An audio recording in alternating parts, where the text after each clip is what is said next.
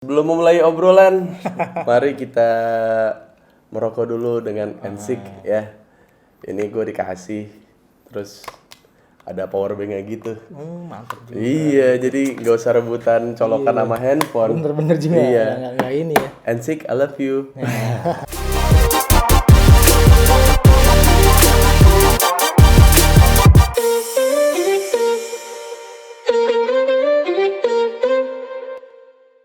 Halo teman-teman, maaf openingnya biasa aja, tidak terlalu excited, tidak terlalu bentak-bentak, tidak terlalu wah gitu kayak YouTuber lain. Iya. Yo Iya, gitu, nggak perlu ya. Enggak pakai guys nggak usah gitu. Mari kita buktikan dengan opening yang biasa saja bisa memiliki banyak subscriber. Kali ini gue mau ngobrol sama Yanto Black.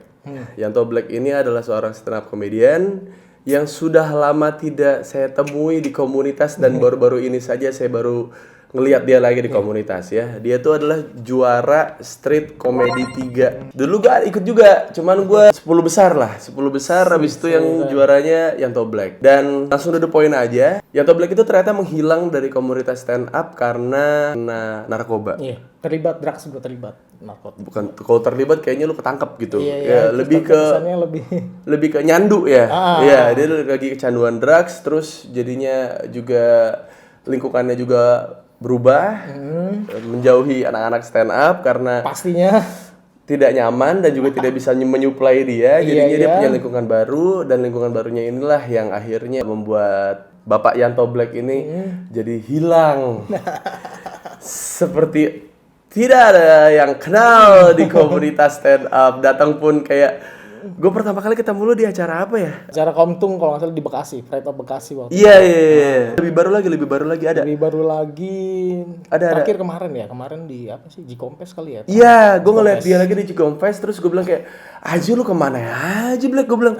Terus dia nggak cerita banyak sih di situ, terus sampai akhirnya dia nge-tweet, ini tweetnya,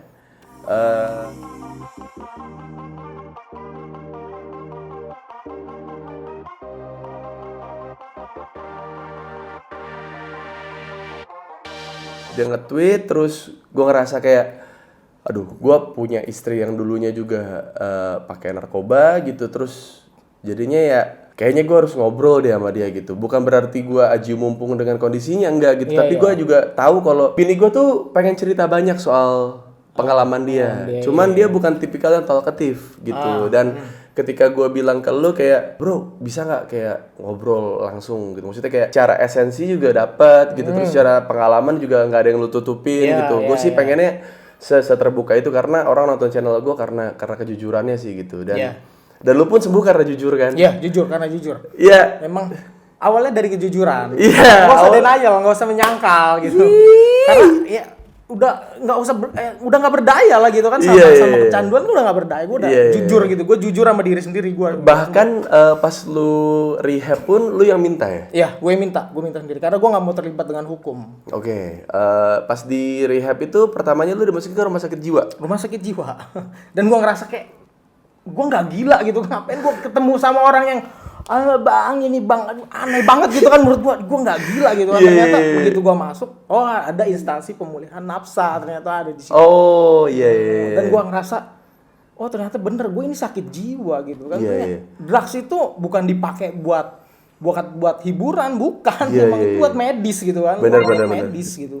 Kayak disebut penyalahgunaan drugs itu penyalahgunaan itu ya. Penyalahgunaan itu ya karena ya lu aneh aja gitu kan dibilang lu ya bener-bener lu sakit jiwa, emang harus sakit jiwa. Emang kena psikologis dan mental kan. Iya, jadi buat teman-teman yang ngerasa kalau kayak wah gua kok nyandu nih narkoba, tapi kok gua dimasukinnya ke rumah sakit jiwa, jangan suuzon dulu. Nah, itu jangan bilang kayak wah nih orang tua gua nggak ngerti nih gitu. Gua tuh nggak sakit jiwa, gua tuh ini segala macam. Kalau menurut gua lebih baik di situ dibanding lu di rukiah. Karena gue bikin konten ini juga karena sebelumnya banyak DM yang pengen tahu soal bagaimana istri gue zaman dulu. Tapi bini gue itu bukan tipikal orang yang bisa ngomong. Gitu, takutnya ada yang salah, ada yang ini segala macam, banyak takutnya lah gitu. Karena dia nganggap itu hal yang sangat pahit buat dia gitu, dia trauma lah di situ kan. Dan banyak orang yang nge-DM gue soal narkoba. Bagaimana di lingkup keluarganya ada pecandu. Dan salah satu logikanya adalah atau solusinya adalah Solusinya. ruqyah. Terus gue bilang sama dia, bro, gini deh, kalau lu di point of view dari posisi setan, ya kan, Iya. setan pasti bakal bilang gini nih kayak, sombong sifat gue, Iya. egois sifat gue, mau menang sendiri sifat gue, jahat sifat gue. Tapi kalau narkoba enggak deh, gitu. Itu tuh yang lakuin ya diri dia sendiri, bukan setan, bukan apa segala macam. Karena menurut gua memang seharusnya ada apa ya? Menurut gua itu shortcut. Jadi gini, gua tidak menyarankan buat teman-teman untuk ngambil jalan pintas karena jalan pintas pun dimanapun ya. Nah yang namanya jalan pintas pasti emang lebih cepat. Ya, Tapi lu ngindarin resiko. betul. Bener kan? Atau lu ketemu resiko yang tidak lu siapkan. Kayak misalnya lu dari Priuk ke rumah gue nih, terus lu lewat jalan pintas nih, Ya. yang menurut lu lebih Lebih cepat cepat. gitu. Taunya di sana lu dibegal. Nah, betul sekali. Iya kan? Lu udah siap kan? Nggak siap. Kalau lu lewat jalan biasa, lu udah tahu dia bakal macet. Nah, iya kan? Paling ganjil genap. iya kan? Itu dia. Tapi kalau misalnya lu lewat jalan pintas lu kena begal, Bro. Mending kalau handphone lu yang dipakai.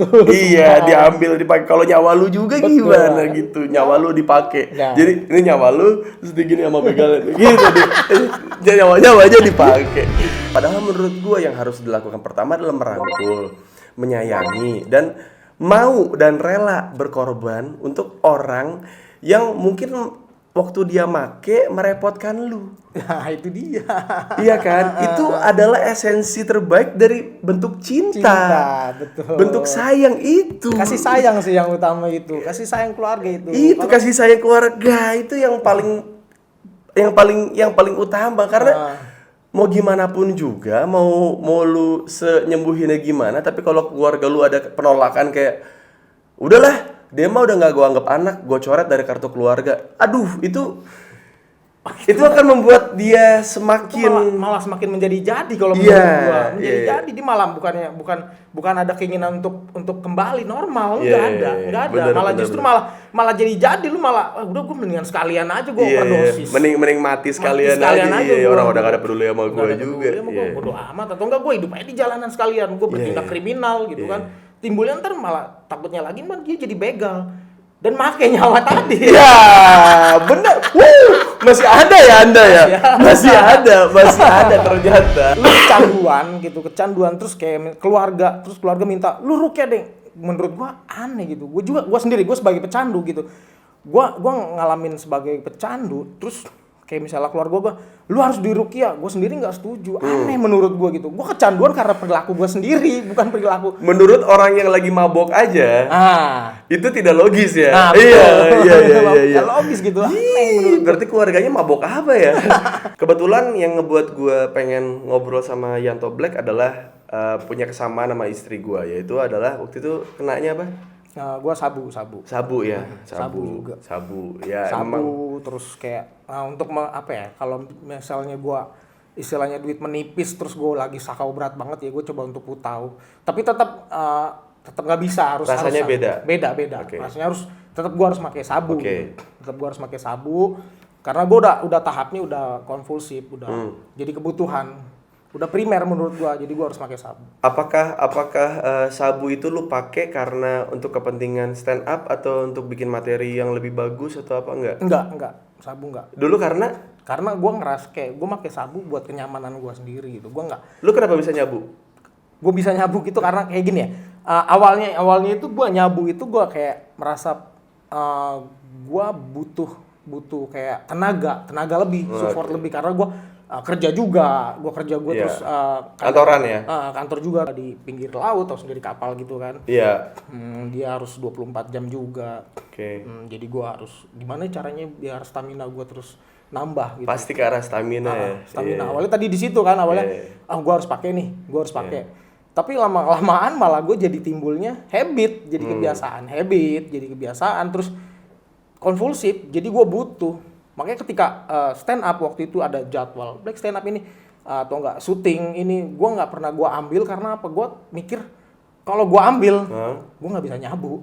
Nggak ada tempat, nggak ada Spotnya gitu. nggak ada spot yang lu percaya karena buat orang-orang yang nyabu mereka tuh sangat cinta dengan lingkungannya. Ya, betul sekali. Lingkungan dia sendiri, Lingkungan maksudnya dia bukan sendiri. cinta lingkungan kayak dia nanam pohon Enggak, gitu enggak. atau mungkin pakai sedotan besi Ah. biar tidak memakai sedotan plastik gitu. Bukan ya, bukan. Bun, ini abis kena sabu kemarin. Si Yanto Black. Kenapa hidup sabu berantakan lu anjing lu. Sahabat bubar. Sahabat bubar iya. Dia juga ngalamin juga. Pasti sahabatnya bubar semua. Bubar semua. Ya jadi yang gue lihat mungkin kalau gue dulu bukan pemakai juga gitu. Maksudnya ini dalam arti gini. Dulu tuh gue cuma pakai satu jenis. Dulu. Itu ya Cimeng. Ya. Udah nggak pernah nyoba yang lain gitu. Tapi waktu itu yang membuat kondisi berantakan adalah temen gue yang nyimeng, gak cuma nyimeng doang. Nah, tapi ada yang lain lagi. Ada yang lain. Nah, itu yang ngebuat kondisi di tongkrongan itu tidak seirama, tidak sefrekuensi. Nah, itu yang ngebuat gue kayak anjing lah, gue ini apa ya yang kayak ya lu nggak setia gitu, lu nggak loyal gitu. Udah tahu ini kita udah dapet yang alami nih gitu.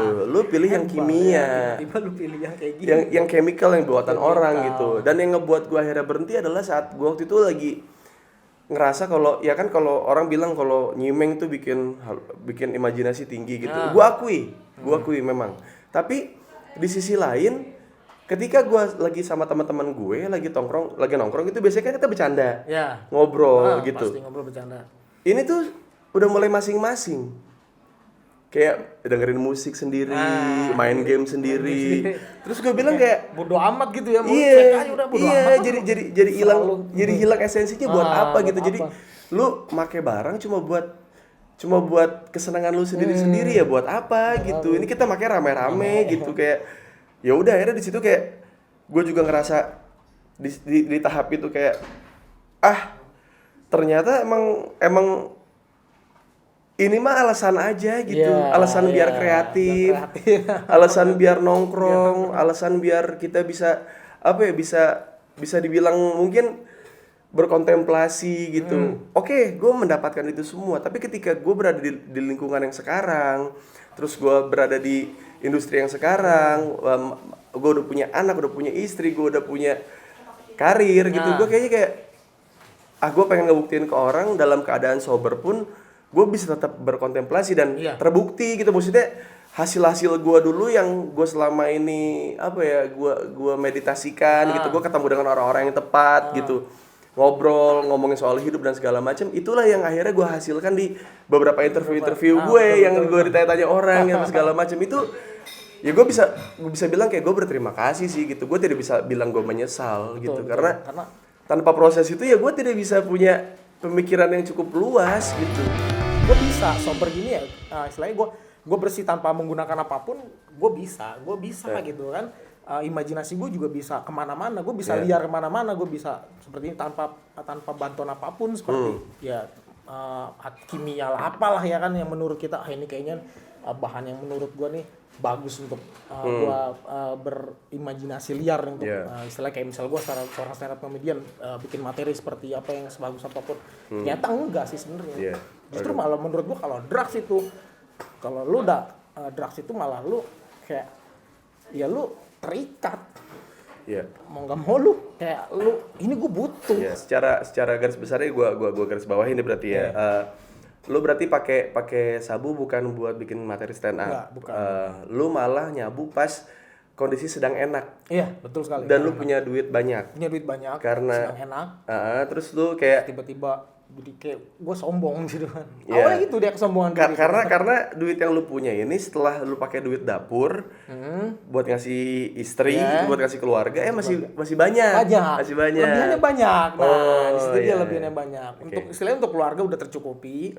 Udah tercukupi lah, udah cukup. Nah, ada lebihan yang banyak nih menurut gue. Ini yang kayak buat tadinya awalnya cuma ya hiburan atau apa lain gue gunakan buat yang sia-sia menurut gue sebenarnya itu.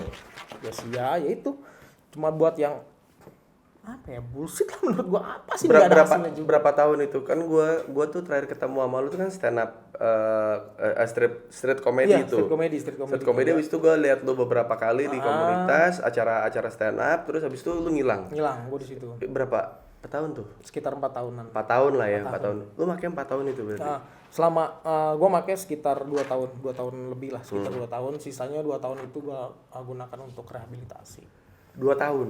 2 tahun. Jadi 2 tahun pakai 2 tahun 2 rehabilitasi. tahun rehabilitasi. Oke. 2 tahun pakai itu, 2 tahun gue rehabilitasi.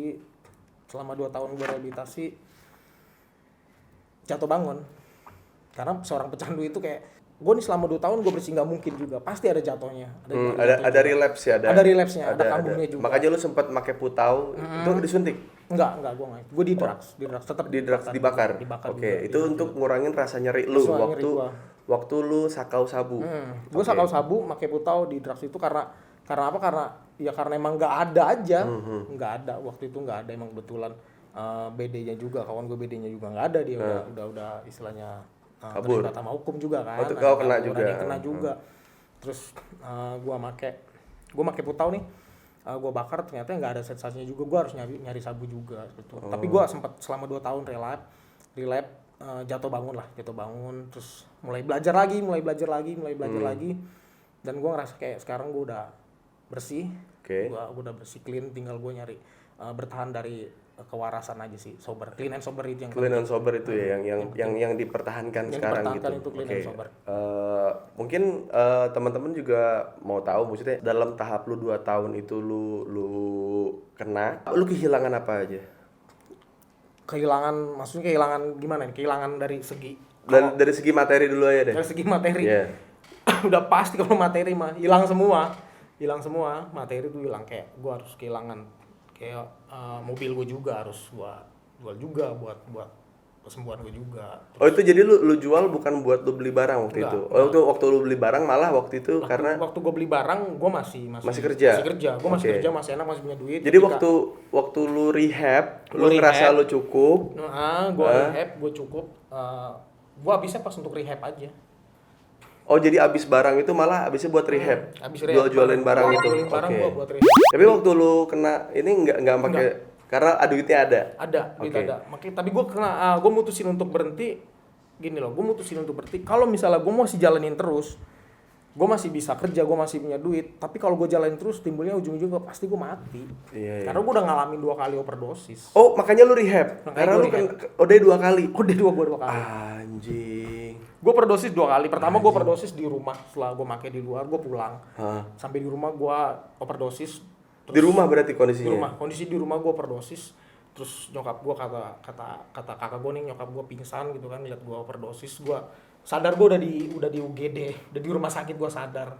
Di situ gue masih denial, gue masih nyangkal karena gue merasa kalau gue misalnya berhenti, gue harus kehilangan banyak yang harus kehilangan dari gue nih, kayak kerjaan gue pasti kehilangan semuanya. Gue masih gue mau bertahan aja lah seperti itu kan.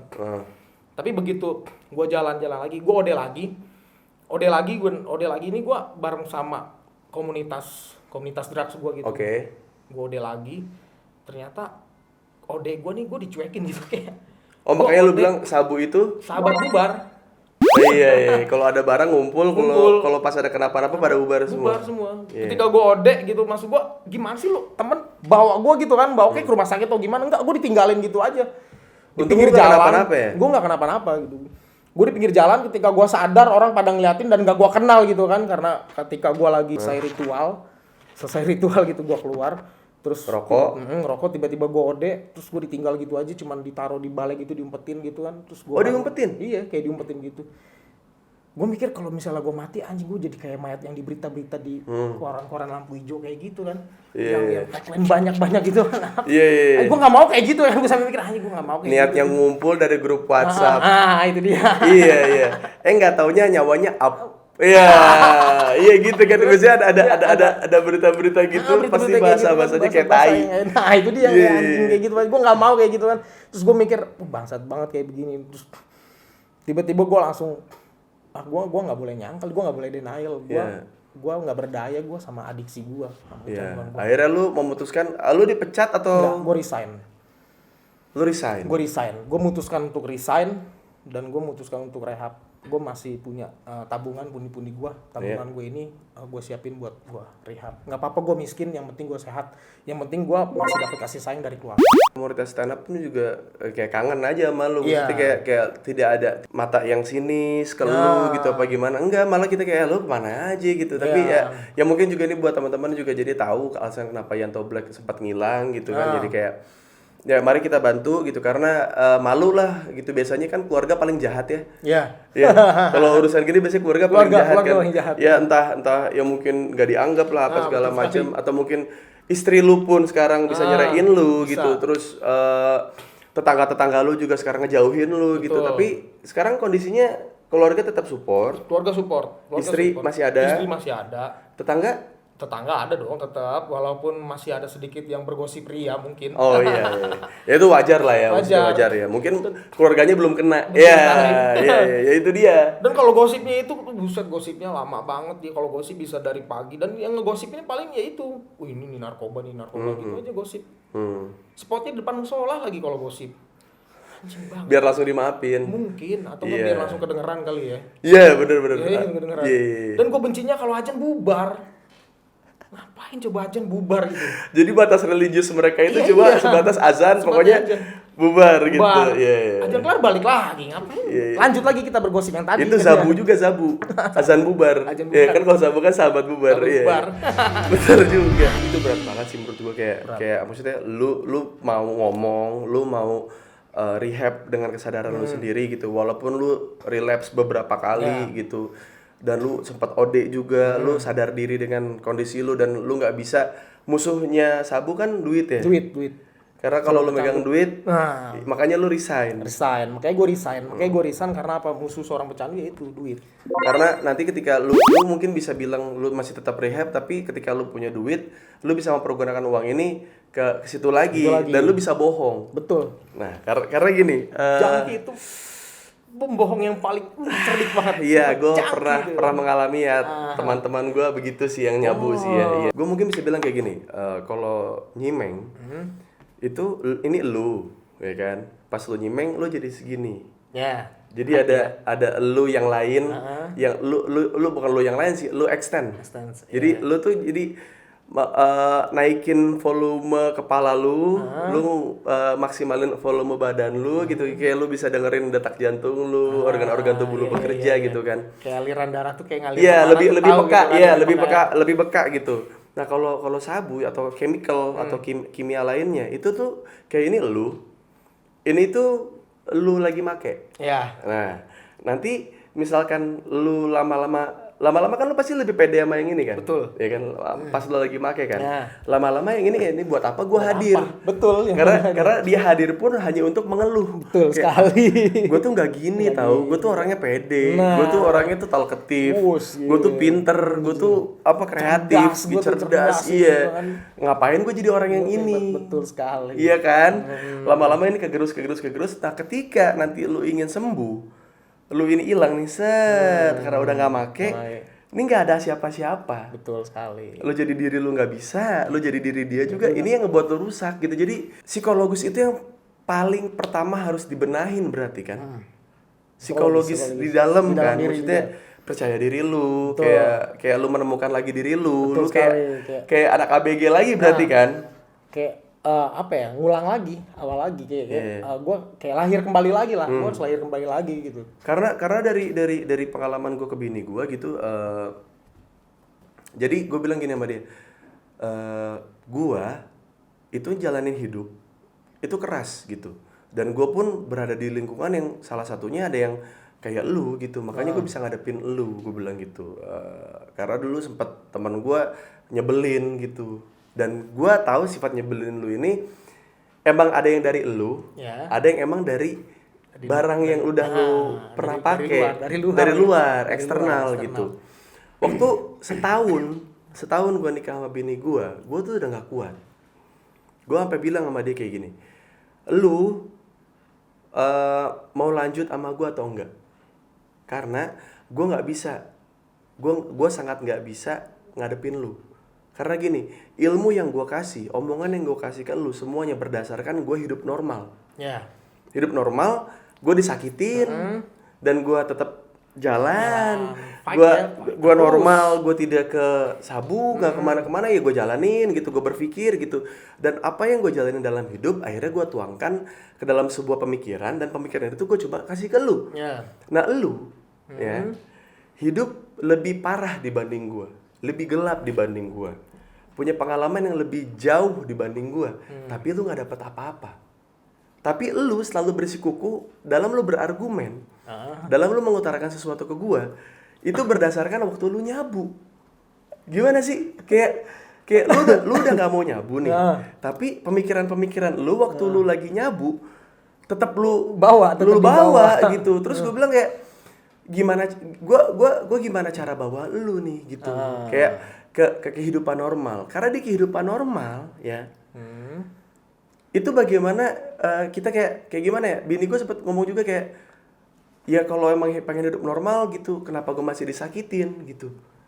Ya hidup normal itu adalah bagaimana kita disakiti dan kita terus melangkah. Emang hantemannya tuh banyak. Iya, dan kalau di hidup normal itu, di hidup yang tidak terjerembab gitu, atau tidak terlalu di atas, hidup biasa aja gitu. Orang yang nyakitin kita itu tahu. Ya, kita tahu kayak. Karena kita normal gitu. Iya, kita normal kayak. Kita lihat, oh siapa yang ini si anjing nih. Ini si bangsat gitu kan. Oh, ini kutu kupret nih. Iya. Kita tahu nih kan. Tahu kan? Nah, kalau lu di tempat gelap, lu nggak tahu siapa yang bakal nyakitin lu. Ya karena dunia kita sendiri aja. Kayak gue misalnya ini gue nyabu. Gue udah bodo amat sama lingkungan. Iya. Ini di dunia gua. Iya. Orang misalnya ngomong itu, bodo amat gitu. Iya, pasti. Enggak, gua enggak ngerasa kayak misal orang pun misalnya menilai gua nih, kayak ketika gua lagi jadi seorang pecandu terus dia nilai gua, Black lu gini bodoh deh kan. Atau enggak misalnya nyakitin lu gini nih, senyakitin mulutnya dia, gua ngerasa bodoh amat, gua udah nyaman dengan dunia gua. Nanti gua habis bakar, udah selesai gitu aja. Beda halnya dengan sekarang, ketika gua normal sekarang nih ya. Ketika gua normal sekarang ada sedikit yang menurut gua nusuk gitu kan, itu ketika itu gua langsung merasa kayak wah. Jadi lu ngerasa kalau sebenarnya waktu lu make, lu pede, lu jadi super power lah gitu. Lu ibaratnya lu tiap kali habis bakar lu kayak jadi seorang yang upgrade gitu. Tapi lu jadi kehilangan interaksi sosial dengan orang-orang yang lain kan. Betul. Karena gua tahu nih, dia omongannya nyakitin ya, buat apa gua temenan sama lu gitu. Orang gua udah nyaman sama teman-teman gua yang ini gitu. Iya kan? Iya. Seperti itu. Beda halnya sekarang, ketika gue sekarang udah lepas, terus gue sekarang udah mulai kembali lagi ke lingkungan, dan di lingkungan ini berat juga sih menurut gue, sebenarnya berat juga seorang pecandu. Karena menurut gue pecandu selamanya gue akan jadi pecandu. Karena kalau gue merasa gue udah bebas kok, gue udah bersih, gue ini, itu salah menurut gue. Iya, karena itu kayak lu ngebohongin diri lu sendiri. Betul. Nantinya akan ketemu sama orang-orang yang lihat CV lu gitu, lihat riwayat lu pernah rehab, atau enggak lu pernah kena narkoba, pernah segala macam, kayak nggak usah lah, oh jadi gara-gara gue pecandu, ya udahlah kalau kayak gitu mah mending gue pakai lagi gitu kan jadinya. Iya, mendingan dipahami kalau kita misalnya ketolak kerjaan karena mungkin dia punya background yang seperti itu gitu, ada yang mungkin yang ketangkap atau rehab atau segala macam, jadi dia lebih kayak ya udah, berarti apa yang bisa gue maksimalin sekarang gitu kan, berarti kan. Jadi jangan patah arang. Dan diawalin dengan jujur sama diri sendiri. Kalau dulu gue pernah jadi pecandu gitu. Iya. Dan gue ngerasa masuk kayak akal. Karena kalau gue misalnya merasa gue udah bukan pecandu lagi, itu timbulnya ada dasar-dasar untuk kesombongan diri. Mulai di situ, kayak misalnya, karena siapapun pasti akan kena yang namanya drugs. Pasti kena drugs, pasti. Siapapun itu pasti kena drugs. Awalnya karena kesombongan, gue cuma make gini doang, gue masih bisa ngendaliin, gue masih bisa ini, itu udah. Gue ini buat ini doang, gue cuma have fun doang. Gue cuma buat hiburan atau enggak. Tapi lu akan lama-kelamaan drugs yang akan ngendaliin lu nggak bisa ngendaliin drugs. Narkoba yang akan ngendaliin lu. Narkoba pasti ngendaliin lu. Gitu. Dan saat itu lu nggak siap ya. Nggak siap. Tahu-tahu dia udah ngendaliin lu aja gitu. Dia udah ngendaliin lu kayak gitu kan, tiba-tiba. Nah itu lo tahap denial. Denial di situ lu udah nggak bisa ngendaliin drugs yang ngendaliin lu. Makanya di situ gua langsung, ya udah gua nggak berdaya nih. Gua harus rehab. Gua nggak berdaya. Udah, intinya kalaupun misalnya lu terlibat atau enggak lu kecanduan, ya lu harus buang denial dulu. Lu nggak usah nyangkal. iya. Gue udah nggak berdaya nih. Gue harus bersih. Ya minimal gue Ya detox. lu jangan gengsi untuk minta bantuan lah berarti kan. Jangan ya. gengsi, nggak usah gengsi minta bantuan gitu. Banyak kok fasilitas juga kan di sini. Iya. Karena pasti yang paling pertama mereka takutin pertama adalah stigma orang lain sih. Betul. Iya Karena kan? stigma masyarakat sekarang kecanduan itu adalah aib. Sebenarnya enggak. Iya. Menurut gua kecanduan itu, adiksi itu penyakit. Penyakit iya benar. Penyakit dia bukan aib. Jadi ini biasanya kan penyakit pakai obat. Ini obat gara-gara obat jadi penyakit. Jadi penyakit. Iya. Ini gitu. Jadi menurut gua stigma masyarakat bareng kan kebanyakan sekarang itu kayak gua kecanduan, ada keluarga nih. Misal pun ada keluarga yang kecanduan, ya kalau bisa di keluarga ini jangan menutupi. Ini bukan aib, penyakit. Lu harus berani jujur. Karena teorinya adalah ada yang waktu muda nyoba, terus akhirnya keterusan apa gitu ya. Ada yang seperti itu. Ada yang waktu muda nyoba, ngerasanya nggak cocok, nggak suka, akhirnya tidak pakai. Udahan, Tidak pakai. selesai gitu. Ada yang waktu muda nyoba, terus waktu dia dewasa tidak pakai, terus dia ketemu dengan lingkungan, Betul. akhirnya make. Ada juga yang nggak make waktu muda, waktu dewasa nggak make, waktu sukses make. Ada juga yang waktu muda nggak make, waktu dewasa nggak make, waktu waktu sukses nggak make, tapi nyebelin. Ada. Jadi ngeremehin orang, gue nggak pakai drugs bisa sampai di karir gue sampai sekarang gitu. Ada kayak apa gitu. itu? Drugs itu tidak baik kayak gini-gini enggak. Ada yang kayak gitu. Ya ada yang gitu. Jadi Banyak malah kayak gitu. Gitu banyak kayak yang nggak nyoba apa-apa tapi sotoy. Nah betul. Nggak nyoba apa-apa tapi sotoy. Sotoy dia nggak nyoba apa-apa, lu nggak Itulah tahu yang apa. kebanyakan yang ngehakimin lu. Orang-orang inilah yang jadinya banyak orang yang mantan pecandu jadi tidak banyak bisa dapat lapangan pekerjaan yang mereka inginkan gitu, yang mereka butuhkan gitu. Kayak semacam gak ada harapan gitu kan Iya. buat seorang mantan pecandu. Nah, bagi gue gitu kan nggak ada harapan nih buat mantan pecandu. Ada yang kayak gitu. Banyak banget sih kayak gitu. Makanya lu sempat mau bunuh diri juga. Ada keinginan kayak gitu. Gue juga sempat, gue kayak ngerasa gue kayaknya mendingan gue mati aja deh. Mendingan mati gitu. Cuma kayak gini ya, ada sempat teman juga yang dari komunitas, bang kenapa sih motivasi lu apa sih kok tiba-tiba lu open mic lagi, stand lagi. Gue ngerasa kayak komunitas ini tuh rumah gua.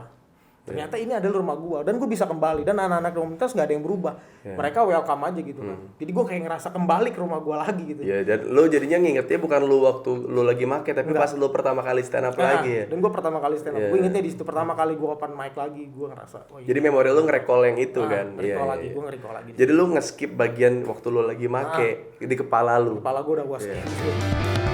Teman-teman yang mungkin juga punya keluarga yang betulan kena juga gitu, jangan dihakimi dulu, jangan ditutup-tutupi, jujur apa adanya. Ya sudah, bareng-bareng, langkah bareng-bareng, sembuhin bareng-bareng, sabar kan, sabar, ikhlas. Terus juga lawan terus, maksudnya buat yang mungkin memakai juga lawan terus dalam hatinya kayak, ini gara-gara ini bareng, gue seneng sendiri. Betul. Ya nggak, sama teman-teman yang waktu gue lagi OD, mereka juga nggak mau peduli sama gue, ya kan? Nggak mau peduli. Tapi lu menyia-nyiakan, lu membiarkan, lu nggak peduli sama orang-orang yang akhirnya ada buat lu saat proses penyembuhan lu. Inilah orang-orang yang lu sakitin, tapi mereka tetap ada gitu. Itulah bentuk cinta yang sebenarnya sih. Iya. Tadi bilang keluarga. Yang utama itu Jangan, cinta keluarga. ya jangan sampai lah. Maksudnya yang ngebuat dia bertahan sampai sekarang pun karena istrinya juga, karena orang tuanya juga, karena keluarganya dia juga yang support sama dia. Jadi ruqyah atau apa itu bukan solusi terbaik, karena yang harus dibenahi adalah psikologisnya dulu, mentalnya dulu gitu. Psikologis, mental, fisik juga pola pikirnya dimulai dari nol lagi, karena dia waktu itu sempat banyak punya pemikiran hebat karena make gitu. Gimana caranya dia jadi orang yang percaya diri dan tetap punya pemikiran yang hebat saat dia sadar gitu. Itu yang harusnya dipupuk dan dibenahi dari awal gitu. Jangan tiba-tiba dari awal kena terus kayak wah ini perbuatan zolim, ini perbuatan setan. Itu dia tuh. Jangan ke situ gitu. Karena Spiritual apa ya? Entar dulu deh kalau untuk seorang itu spiritual. Lu kondisinya waktu lu make sholat masih sholat. Gue sholat. Selesai bakar juga gue sholat gitu kan. Selesai bakar, selesai nyabu, gue sholat gitu kan. Gue berdoa gitu, dan berdoanya lebih paseh malah ya. Lebih syahdu, lebih khusyuk. syahdu, lebih khusyuk banget gitu sholat itu kan, sampai gua kayak gua ngerasa pas selesai nyabu itu gua sholat itu ayat-ayat yang gua baca itu nggak ada yang salah sama sekali, dari tajwidnya semuanya nggak ada yang salah. Karena caranya sekarang lu melanjutkan hidup dengan kondisi lu sekarang, apa yang lu rasain di dalam diri lu yang berubah gitu, maksudnya secara negatif gitu, di kepala lu kah, apa di badan lu kah, apa gitu. Kalau di kepala udah pasti dong, otak pasti kayak gue mengalami banyak istilahnya banyak yang hilang juga gitu kan, kayak memori blank, atau terus dari segi fisik juga, fisik gue gampang sakit. Lu gampang sakit sekarang. Gampang Terus sakit. sering lupa. Gue sering lupa, terus kayak kesulitan menulis, kayak misalkan gue menulis kayak nggak kayak dulu gue menulis secara menulis tuh kayak enak banget gitu. Kalau sekarang kayak nulis ini coret, ini salah, ini kayak menurut gue tuh ini aneh, padahal enggak sebenarnya. Jadi kayak ngerasa ada yang aneh. Menurut gue ada yang aneh dalam diri gue. Terus kalau kayak fisik gue nih, dari fisik gue gampang sakit karena waktu menggunakan drugs itu, narkotik, gue nggak pernah olahraga sama sekali. Ya lo orang rasanya bugar terus ya. Iya, karena segar terus, parah mah hancur, makanya sekarang bohong ya. Bohong. Dan menurut gue ini adalah bonus dari lu menggunakan drugs, jadi gue nggak perlu menyesali. Buat apa gue menyesali gitu kan? Ini bonus buat gue. Dan sekarang gue udah gue bersih. Gue udah bersih. Ketika gue cuma punya pemikiran kalau misalnya gue relapse, kambuh lagi, gue cuma punya 3 pemikiran. Seorang pecandu yang relapse cuma ada 3 pilihan: gila, lumpuh, mati. Gila, udah itu aja. Makanya gue pegang teguh itu, gue nggak mau gila, gue nggak mau lumpuh, dan gue mau mati. Oke. Bini gue dulu sempat OD terus kayak lumpuh separuh gitu, apa namanya? Belpasi. Iya, bini gue sempat di tahap itu, berarti dia makanya udah banyak juga berarti dulu kan ya. Ya makanya sangat sulit buat gue kayak kenapa dulu gue sering nulis caption yang buat bini gue gitu. Gue pengen tuh dia ngerasa dicintain gitu. Gue kayak kenapa sih lu kayak nulis nama bini lu di pinggang lu gitu, kayak apa tato gitu kan, kayak enggak, karena perempuan ini tuh sebesar apapun gue buktikan gue sayang dan cinta sama dia tuh tetap nggak percaya gitu loh. Iya. Gitu loh. Jadi gue kalau waktu setahun pertama itu adalah saat-saat udahlah itu udah beres lah gitu, maksudnya tinggal remeh-remehnya doang gitu. Tapi di saat itu gue jadi ngerasa kayak gue harus melakukan sesuatu agar bini gue tuh selalu tahu kalau gue tuh sayang sama dia gitu. Ya gue bikin tato apa segala macam gitu biar tidak relapse. Maksudnya relapse secara make sih enggak, dia nggak pengen sama sekali. Relapse kelakuannya, perilakunya, behaviornya. Iya itu dia. Dan gue waktu itu sempat mau masukin dia ke rehabilitasi, dia takut. Dia sangat takut di situ karena dia takut disisihkan, dia takut ditinggalin sama gue karena dia punya background, dia pernah ditinggalin. Ya mungkin kalau lu pernah punya istri sebelumnya dan istri lu ninggalin lu karena itu, mungkin juga lu punya ketakutan itu juga untuk rehabilitasi kan. Iya. Kondisinya seperti itu. Jadi ya gue nge-rehab sendiri. Betul. Jadi ya orang-orang yang bilang gue cara ngomong gue gini segala macam, frekuensi ngomong gue itu sudah sampai di tahap didengar sama orang yang dulunya kecanduan narkoba gitu. Makanya ke orang-orang yang sadar kayak lu ya lebih gampang masuk gitu. Ke kepala mereka aja bisa ngelotok, maksudnya bisa sekarang pemikirannya juga jadi lebih maju, lebih apa ya? Seenggaknya sama gue nggak terlalu jauh gitu secara pemikiran gitu. Dia selalu bilang kayak tiap kali dia mau ngelakuin hal yang biasa dia lakuin waktu dulu, kayak ngambek gitu, terus kayak yang marah sama ke gue nggak dengan alasan yang tidak jelas gitu, dia sekarang sudah mulai bisa berpikir 2 kali gitu, kayak nggak ini bukan gue gitu, ini bukan gue. Iya. Dan apa ya, menurut gue salut sih sama istri lu, gue salut sama keluarga lu, dan gue salut juga sama orang yang ngajarin lu. Waktu dari rehab itu lu ketemu sama orang sotoy nggak, yang gue tuh sempat debat kayak ya narkoba itu haram, narkoba itu perusak generasi bangsa. Iya, gue setuju dengan apa yang lu lakukan. Tapi ketika lu ngomong itu di depan orang yang kecanduan narkoba, dan orang yang kecanduan narkoba ini dulu tahu kalau narkoba itu merusak, ya nggak usah dikasih tahu lagi. Ya nggak perlu. Aneh menurut nggak gua penting. gitu. Maksud gue kayak Lu nggak pernah ngedrugs, lu nggak pernah narkoba, tapi lu ngasih tahu begini ini haram, ini sesuai dengan ayat, begini apa, lu nggak make gitu kan. Lu nggak tahu gimana rasanya gitu, lu nggak ada empati. Justru malah kalau misal kayak gue yang ngajarin gue ya kayak konselor, dia ada rasa empati juga karena dia udah ngalamin seperti apa yang gue dia juga dulu mantan iya, pecandu dia mantan juga. narkoba juga, dia mantan pecandu. Dia mantan pecandu. Dia sama orang tuanya, gue kuliahin lu di US supaya jadi pebisnis, jadi orang sukses. Tiba-tiba di US dia malah jadi junkie. Dia malah jadi junkie, hancur hidup dia di sana dong. Pulang ke Indonesia, orang tuanya udah cuek, bapaknya udah cuek, cuman nyokapnya doang sih. Akhirnya dia rehab, dan ketika dia rehab, dia mulai belajar. Dia belajar, selesai dia bersih, terus dia mulai belajar lagi, dia kuliah lagi dan S3. Sekarang jadi psikolog. Ternyata dia tuh suksesnya dia itu malah dari drugs. Iya. Dan itu yang ngebuat tuh kayak anjing ini bukti nyata sih. Bukti nyata. Jadi gue kecanduan, gue jatuh, bukan berarti gue akan hancur, enggak.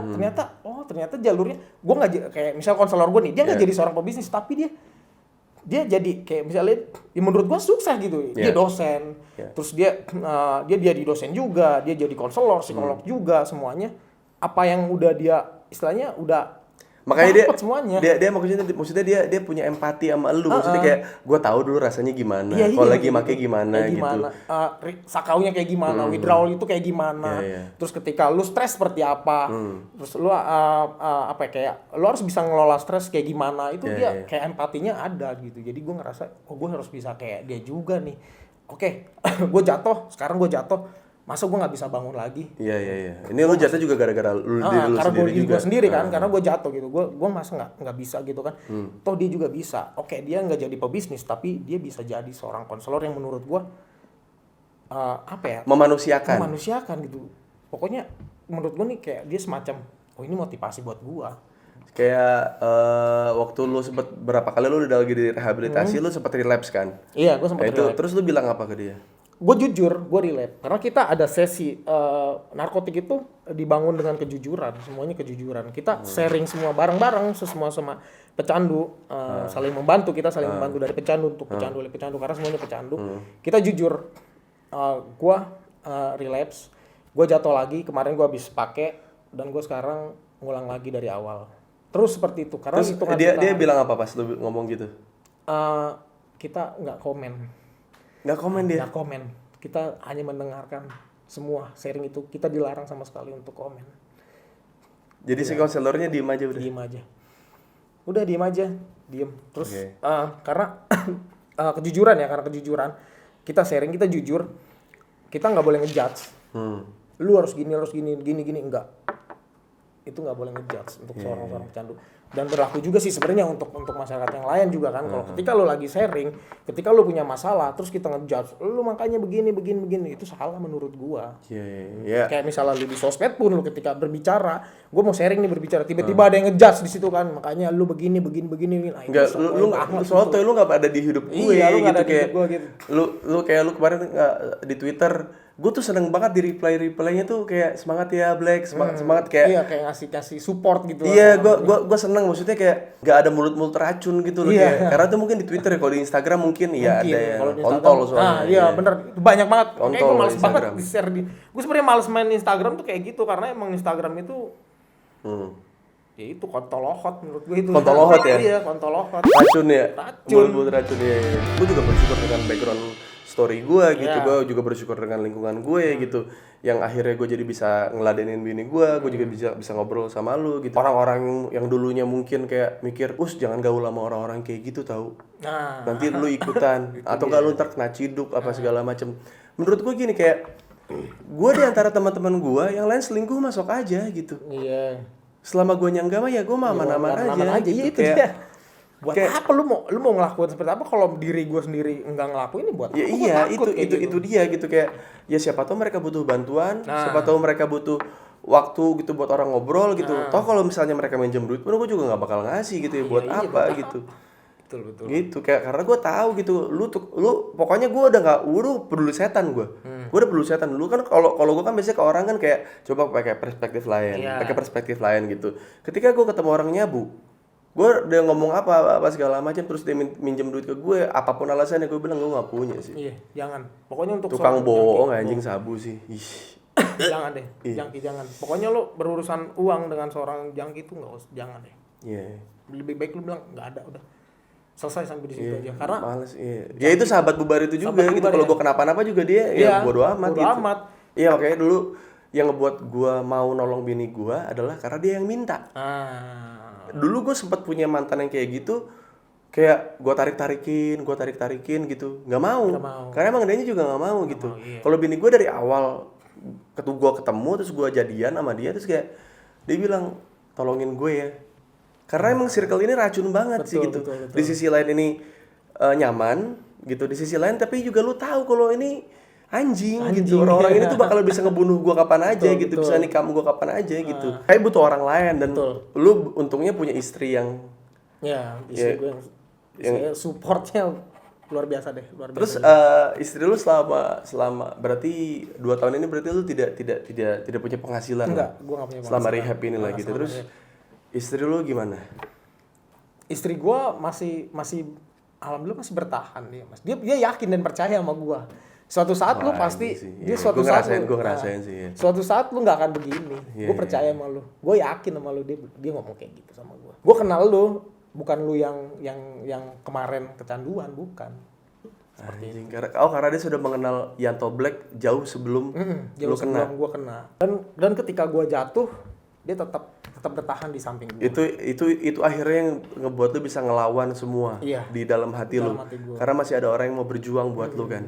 Betul. Itu sih, iya itu. Kadang-kadang ada orang yang nggak mau berjuang karena sebenarnya dorongan dari hati aja tuh kadang-kadang nggak gitu kuat. Mungkin ada untuk beberapa kasus ada lah orang yang bisa kuat sendiri. Ada yang gitu kuat sendiri ada, tapi ada sebagian yang nggak kuat juga sendiri. Iya, yang butuh orang lain lagi. Orang lain gitu. Ada yang seperti itu, tapi yang lebih gue salutin kayak misalnya dia mau berjuang. Misalkan dia sendiri, terus dia mau berjuang juga. Gue sendiri, terus gue nggak punya siapa-siapa untuk mensupport masalah gue atau nggak untuk menyelesaikan masalah gue, tapi dia mau berjuang, itu gue lebih salut lagi. Ada sebagian kayak gitu, sebagian gue ada teman juga. Tapi dalam proses lu rehab gitu, lu udah nyakitin dia kan ibaratnya? Udah pasti, pasti keluarga dong yang disakitin, keluarga, teman baik udah pasti ada, karena kan ada teman baik juga. Karena kalau di teman sabu kan teman baik menurut gue. Ada teman baik yang menurut gue teman baik itu udah gue udah ngerasa nyakitin dia gitu kan. Ngebohongin dia juga, istilahnya gue udah ngebohongin dia, terus kayak gue misalnya menghindar juga dari dia, gitu kan. Gue terlibat masalah dengan dia, gue menghindar.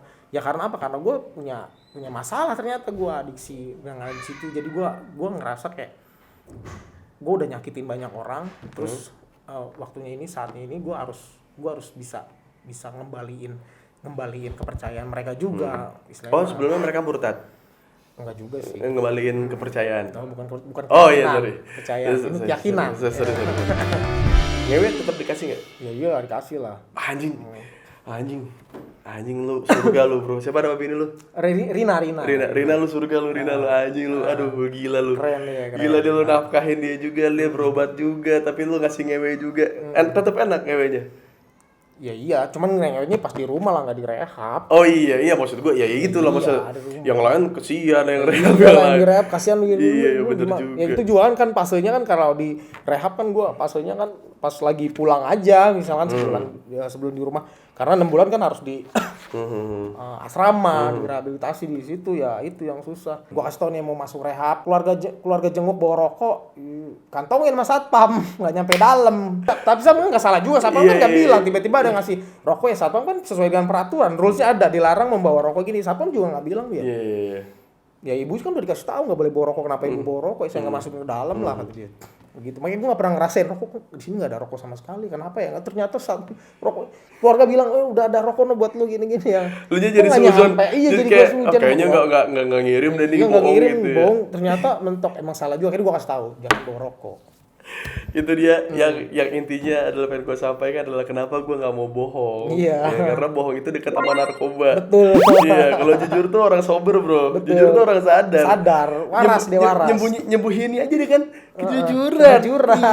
Gak ada kan bohong-bohong yang kamu pasti bisa. Enggak. Tapi lebih ke yang ayo lawan. Iya. Anggap mereka ada gitu. Anggap ada lawan, emang ada lawan di dalam diri lu, jangan kayak enggak kok gue nggak kenapa-napa. Itu dia tahap pertama dalam denial dan tahap pertama dalam kebohongan sih. Betul. Istri kan berarti 2 tahun ini masih kerja, terus kayak Masih. ada yang ngomongin dia gitu nggak? Ngomongin gimana tuh ngomongin? Maksudnya ya, ini suaminya gini segala macam gitu. Oh udah pasti ngomongin kayak Anjing gitu. gue nggak rasain lagi tuh. Woi udah jelas banget itu si Black lebih kayak sempet bini gue cerita sama gue nggak nyangka ya ada teman lu yang orangnya menurut gue baik tapi tiba-tiba kemarin ngomong gimana, lu mau berangkat gawe Rin? Iya gue mau gawe. Enak banget ya Rina gawe, lakinya lagi di kamar aja ngapain anjing. Bini gue sampai ngomong, dan itu temen gue nanya itu siapa, pokoknya temen lu yang menurut lu tuh baik kata dia, yang nggak pernah ngapa-ngapain tapi tetep mulutnya anjing. Dan gue ngerasa kayak kalau waktu dulu mungkin sebagai gue pecandu gue ngerasa kayak bodo amat, tapi sekarang gue ngerasa kayak anjingnya sakitnya seperti ini dan itu ngebangun buat gue. Iya juga ya ternyata begini loh rasanya normal itu seperti ini. Ya emang harus menerima hidup normal adalah bagaimana caranya kita menahan rasa sakit sambil berjalan. Iya gitu. seperti itu. Entah lu akan kalah sama sakit lu atau lu akan menjadi orang yang apa ya, karena pada akhirnya tuh ya siklusnya bakal seperti itu sih, kayak yang ngebuat gue juga sulit untuk narik ke bini gue kehidupan normal adalah orang-orang normal inilah yang membuat gue terjerumus. Iya. Masa lu mau narik gue ke kehidupan normal di mana banyak orang-orang jahat yang ya gitu yang nyakitin secara verbal, secara perilakunya apa segala macem gitu dengan asumsinya masing-masing gitu kan. Gimana? Jadi kayak ini normal nih gitu kan. Ini orang yang berjalan normal nih. Tanpa dia sadari ternyata dia udah di sini. Ya, gitu. Ada, biasa gitu. Iya kan? Kalau ada yang hidupnya mungkin jadi miskin apa segala macam, dia tetap begini tapi di bawah gini. Iya kan?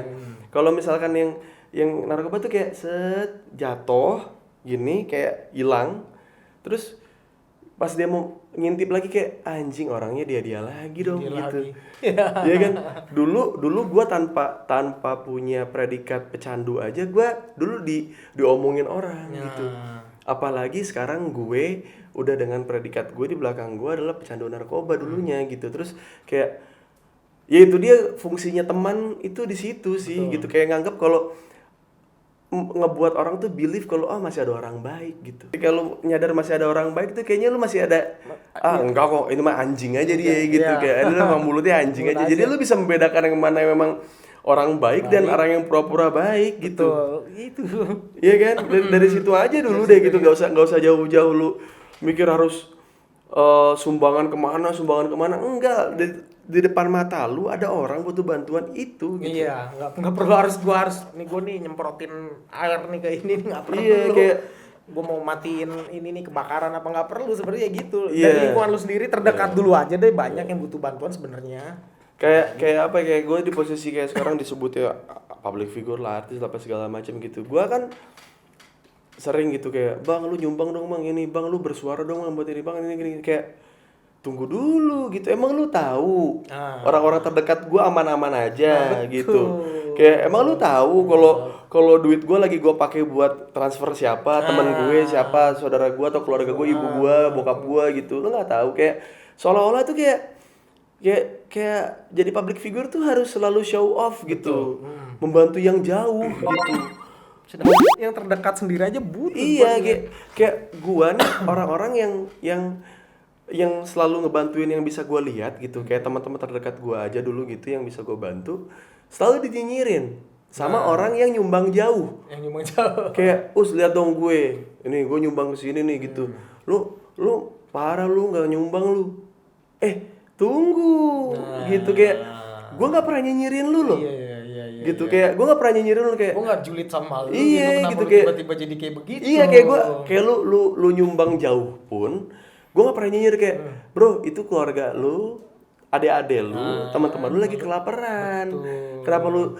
Gue nggak pernah mau gitu, gue nggak pernah mau peduli. Gue malah mikirnya lebih positif, lebih kayak yang mungkin keluarga terdekatnya sudah dinafkahi, sudah dibantu, sudah tercukupi, makanya dia mau sumbang keluar. Iya, gitu. Ini mah ketahuan si anjing ini emang carmuk aja gitu. Show ya, Emang bener-bener kelihatan. show off gitu ya, kelihatan biar di luar tuh wow. Iya, jadi kan kayak bola semakin jauh semakin orang kayak oh iya gitu. Yang pasing-pasing tipis mah nggak kelihatan bro, nggak kelihatan bro pasing-pasing Dosa tipis. banget sih sebenarnya itu ya kan. Iya, gue mau percaya gitu kayak udah masing-masing aja. Maksudnya kayak kalau gue lebih prefer dengan nyumbang yang dekat, gue bantu yang dekat ya udah lu nggak usah ganggu hidup gue gitu. Lu kalau misalnya ada yang mau ngebantu yang jauh ya silakan gitu. Kayak misalkan taruhlah bini lu lah gitu, dibilang sama orang-orang kayak misalkan, Rina kita ada sumbangan lo buat ini segala macam gitu. Buat saudara-saudara kita yang di mana gitu. Terus kayak bini lu bukan yang nggak mau ngasih, tapi emang kebutuhan gue nih, laki gue nih lagi ada masalah gitu anjing gitu. Terus pas lu nggak nyumbang lu dibilangnya kayak, ah lu parah lu Rin, lu nggak nyumbang. Wah lu gila lu. Santai aja udah, namanya juga nyumbang sukarela, kenapa? Ada dia di grup Ada? WhatsApp-nya dia gitu. Aduh, ya. gila sih. Ada yang kayak gitu. Gila sih. Ih kok Rin lu jadi gini sih, gini. Lu nggak tahu gitu, gua lagi bermasalah dan gua nggak ngomong juga, dan bini gua juga nggak ngomong di grupnya dia itu. Gue sadar kenapa ya orang-orang tuh kayak gue lagi jatuh gitu, gue disyukur-syukurin, gue dimaki-maki gitu, gue dihujat-hujat gitu ya. Tau nggak orang-orang ini adalah orang-orang yang tipikal paling jahat. Karena kenapa? Gue ketika jatuh gue terima. Nah orang-orang yang kayak gini nih pas jatuh mereka nggak mau terima. Iya. Karena dia tahu dia begitu sama orang dan dia takut tahu. digituin sama orang, makanya ntar dia pura-pura kaya. Nah, Pura-pura masih mampu. Masih Iya, kuat gua masih nih, masih kuat bisa, gitu. gitu. Gara-gara omongan lu sendiri anjing. Betul. Iya, cuma gitu aja. Orang-orang yang ngecengin gue tuh adalah orang-orang yang takut dirinya jatuh. Betul. Iya kan? Udah pasti itu ya. Iya. Kalau gue ngomong, gue ngacang-ngecengin orang, terus orang itu jatuh, ya udah, orang gue juga nggak takut jatuh sih Iya, gitu. iya. Lu ngejatuhin gue, enggak, gue nggak jatuhin lu, gue ngomong jujur anjing, gue bilang gitu. Beda ngomong jujur sama ngejatuhin tuh beda. Beda, lu orang-orang netizen mah ngejatoin anjing, emang nggak suka aja gitu. Kenal kagak ngentot Nah, gitu saudara kayak. bukan Ini juga bener ya juga. kan. Saudara cuma saudara seiman doang. Ya, Belum tentu bener. juga antar kita di Iya, sana iya, iya. ketemu ya kan. Iya. Ini ternyata di dunianya emang kelihatan jahat, narkoba apa, ternyata hatinya baik, di sana Iya. perhitungannya beda Iya, ya kan? itu. Kalkulator Allah itu nggak pernah salah. Iya, beda sama kalkulator manusia, pakai karce pasti untung. Wah, enggak, kalau kalkulator Tuhan mah beda. Kalkulator Tuhan beda. Iya, hitungannya untung ruginya beda, plusnya beda, minusnya beda, kalinya beda. Nah, Aduh, hitungan itu hati dia. sama hitungan ucapan beda. di Beda. sana. Oke deh Black, thank you banget nih Black. Ya, Sudah sama-sama ngobrol-ngobrol ya. Thank you. Gua juga. Kalau Terima ada kasih banyak juga. bantuan apa-apa ngobrol aja sama gue lah gitu. Kalau udah gue bisa pasti bantu gitu. ngobrol-ngobrol, kalau bisa bantu duit boleh lah. Kalau gue ada lebih, kalau ada Insya Allah, kalau ada bantu kerjaan ya siapa tahu gue ketemu ada linknya gitu. Ya, Pokoknya lu sekarang berarti baru ingin memulai nih. Memulai gue. Baru ingin memulai lembaran hidup baru lu nih. Maksudnya dengan lu juga ini dengan di video gue juga siapa tahu teman-teman ada yang punya pekerjaan atau apapun gitu yang sekiranya cocok. Dia CV-nya juga bagus sih. Ke CV-nya kerja kantoran. Jadi kalau buat teman-teman yang mungkin bisa gitu ngasih kerjaan ke Black, bisa juga gitu kayak ya ini mah kita cuma nyambung silaturahmi aja. Siapa tahu ada temen yang kantornya butuh Ya serabutan boleh. boleh gitu karena dia juga ingin lu pengen ini ya lu bekerja tuh untuk nunjukin ke orang-orang yang pernah berkorban ini buat Iya, lu gitu. betul. Kalau lu juga mau berusaha buat mereka gitu ya. Gue berusaha menjadi yang terbaik lagi buat mereka. Ya. Dan kalau misalnya buat bini lu dong, lu ngomong buat bini lu dong. Oh buat bini gue Iya. ya. Halo Rina, I love you so much. Pokoknya cuma lu doang yang bisa bertahan sama gue. Yang istilah sanggup, kecuali bapak lu ya. Bagus, kejujuran itu kunci bro. Thank you bro. Sehat lu ya. Kalau ada apa-apa lu kabarin gue. Oke. Itu dia ngobrol biasa aja bersama Yanto Black. Semoga teman-teman yang hidupnya baik-baik saja juga punya, karena hidup lu baik-baik aja, lu harus punya space lebih untuk ngadepin orang yang tidak baik-baik saja.